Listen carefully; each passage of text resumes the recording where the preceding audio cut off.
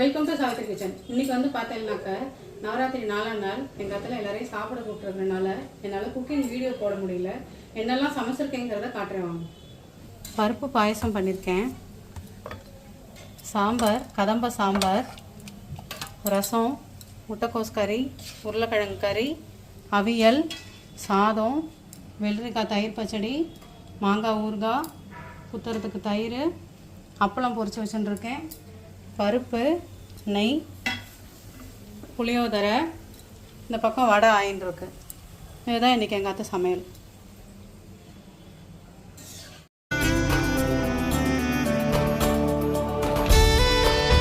Hi, hello. இன்றைக்கி பார்த்தீங்கன்னா நவராத்திரி டே 4. அதனால நான் இன்றைக்கி ஆரஞ்சு கலர் புடவை கட்டின்னு இருக்கேன். இன்னைக்கு நவராத்திரி டே 4 ஈவினிங்கில் நான் தேங்காய் மாங்காய் பட்டாணி சுண்டல் தான் பண்ண போகிறேன். அதுக்கு என்னெல்லாம் இன்க்ரீடியன்ட்ஸ் தேவை அப்படிங்கிறத பார்க்கலாம் வாங்க. நான் வந்து பட்டாணியை ஒரு 5 மணி நேரம் ஊற வச்சுட்டு ஒரு 5 விசில் விட்டு எடுத்து வச்சுட்டுருக்கேன். தேங்காய் ஒரு மூடி துருவி வச்சுட்டுருக்கேன். மாங்காய் ஒரு அரை மாங்காய் கட் பண்ணி வச்சுருக்கேன். கருவேப்பிலை, பச்சை மிளகா, கடுகு, உளுத்தம்பருப்பு, எண்ணெய், ஒரு 2 வரமிளகா தாளிக்க, அவ்வளோதான்.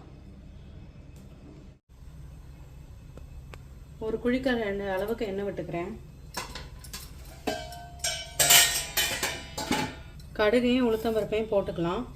கடுகு வெடித்து வரும்போது மீதியெல்லாம் போடலாம். உளுத்தம்பருப்பு நல்லா பொரியுது. இந்த ஸ்டேஜில் நம்ம கருவேப்பிலை, பச்சை மிளகா, வரமிளகா எல்லாத்தையும் போட்டுண்டு ஒரு கரட்டிட்டு இந்த மாங்காவையும் போட்டுடலாம். மாங்காவை போட்டு ஒரு 5 நிமிஷம் வதக்கிக்கலாம்.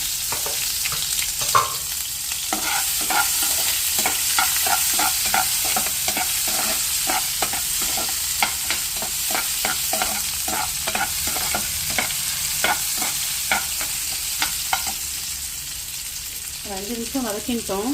நம்ம பட்டாணியும் போட்டுருலாம். அது கூடவே தேங்காயும் போட்டுட்டு அடுப்பு ஆஃப் பண்ணிவிட்டு ஒரு கிளறு விட்டுருங்க.